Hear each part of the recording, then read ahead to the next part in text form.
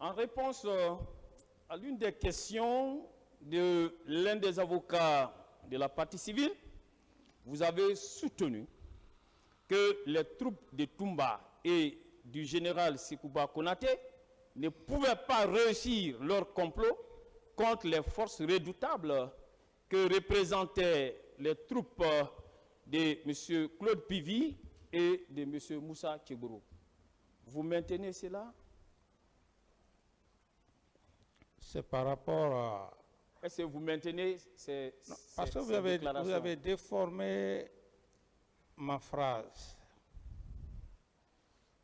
Vous avez déformé ma phrase. Vous avez inventé une phrase. Qu'est-ce que vous avez dit alors? Voilà. Merci, Monsieur le Président. Je n'ai pas parlé de force redoutable, Monsieur le Président. J'ai dit simplement que n'eût été les hommes de Claude Pivy et du colonel Tchegourou que Toumba aurait déjà réussi avec le général Sekouba Konaté, parce qu'il ne pouvait pas le faire, puisque ces deux forces l'empêchaient. Alors, lorsqu'il parle de force redoutable... D'autres questions? Oui, Monsieur le Président, YouTube en fait foi. Monsieur Camara, voilà, je ne parle pas dans le néant, moi. Et vous avez parlé de forces contraires. Alors, ces forces contraires que représentaient les deux troupes, dirigées respectivement par M. Pivy et M. Moussa Tchegourou Camara, alors vous maintenez que ces forces-là étaient telles qu'elles pouvaient empêcher le complot que M. Toumba pouvait ourdir contre vous? Ça, c'est à l'enceinte où j'habitais. Où j'habitais. Là où il venait me trouver dans ma chambre, le camp Alpha, dans ce contexte. Donc, le complot n'était pas possible. Le complot, même si... En raison de l'existence de ces deux forces, le complot n'était pas possible. Le complot n'était pas possible pour la... Très bien, on continue, on continue. C'est ça votre problème. Dès lors, ne trouvez-vous pas que votre thèse de complot tombe d'elle-même, M. Camara? C'est là le problème. Vous ne voulez pas, vous voulez monopoliser, vous voulez imposer votre pensée. Ça se fait pas. Une question, je ne monopolise pas. Vous voulez imposer votre pensée, c'est un débat. J'ai dit que ce complot ne pouvait pas aller parce que simplement il y avait deux forces, deux forces qui étaient là, qui ne pouvaient pas permettre à M. Toumba de m'achever dans ma chambre. Ça, vous l'avez déjà dit, M. Camara. Voilà. D'autres questions? Merci, M. le Président.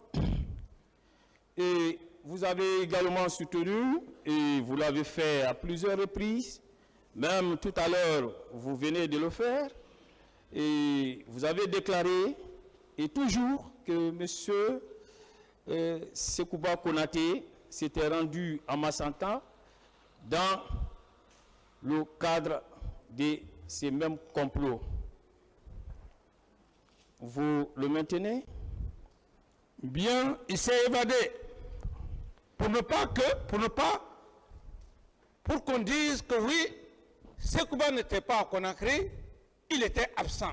Mais il savait ce qui allait se passer.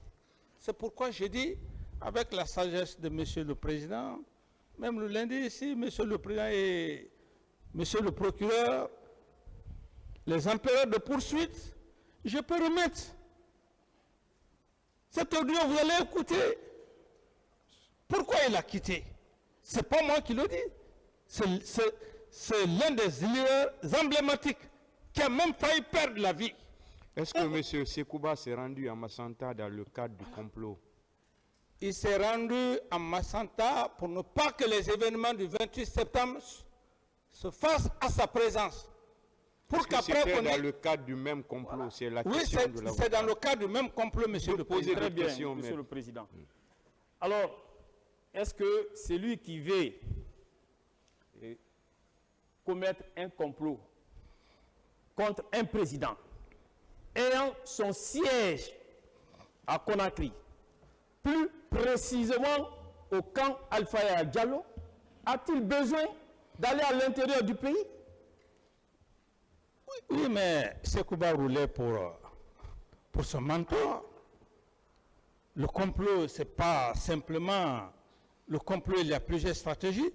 Il fallait ce massacre pour qu'il vienne récupérer le pouvoir afin d'organiser les élections comme on l'a vu. Monsieur Camara, ne saviez-vous pas que Monsieur Sekouba Konaté s'y est rendu avec Monsieur Papa Koli Kourouma dans le cadre de la campagne politique qui était déjà en cours en faveur de votre candidature qui était déjà projetée et qui faisait déjà beaucoup de bruit? Je vais vous rafraîchir la mémoire. Je l'ai dit tantôt que Sekouba avait utilisé une stratégie extrêmement dangereuse. Lorsqu'on doit faire une mission, si c'est au compte du chef de l'État, on a besoin d'une réquisition. C'est pour cette raison, hier, j'avais même parlé que même les tentatives de soulèvement qu'il faisait par-ci, par-là, Afria,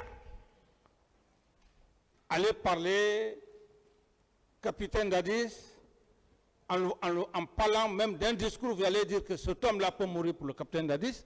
Tout ça, c'était pour soulever, mettre de l'huile sur le feu. C'est la même chose qu'il est allé faire à Massanta. C'est la même chose. Monsieur Camara, est-ce que vous saviez qu'à l'instant T, que nous avons la vidéo attestant la présence de M. Sekouba Konaté en compagnie de M. Papa Koli Kourouma à Massanta et beaucoup d'autres membres du CNDD qui étaient en train de mener campagne en votre faveur, et il a tenu un discours, pas des moindres, en votre faveur. Vous le savez? C'est pour cette raison que j'ai dit qu'il y a plusieurs façons de nuire une personne. S'il est parti avec Papa Koli, ce n'était pas sur instruction. Il en a abusé de ma puissance morale, de ma confiance. C'est vous, Papa Koli? S'il vous plaît, je parle de Sekouba. Laissez-le finir. S'il est parti avec Papa Koli, ce sont des formes de stratégie. Connaissant Sekouba, ces formes de stratégie, prendre un parent. Monsieur Papa Koli est là. Il ne peut pas dire que je lui ai fait un ordre de mission. Il s'est fait accompagner, tout ça pour masquer ce complot. D'autres questions? Donc, M. Papa Koli aussi est un comploteur, puisqu'ils étaient ensemble. J'ai dit, je ne parle pas, c'est vous qui avez parlé de Papa Koli, j'ai dit, il a masqué, il a masqué le complot pour faire savoir que Papa Koli, qui est un parent à moi, alors, on peut comprendre, c'est de Sekouba que je parle. Papa Koli n'est pas militaire, s'il vous plaît. Papa Koli n'est pas militaire. S'il est parti avec Papa Koli, il sait pourquoi il est parti avec Papa Koli.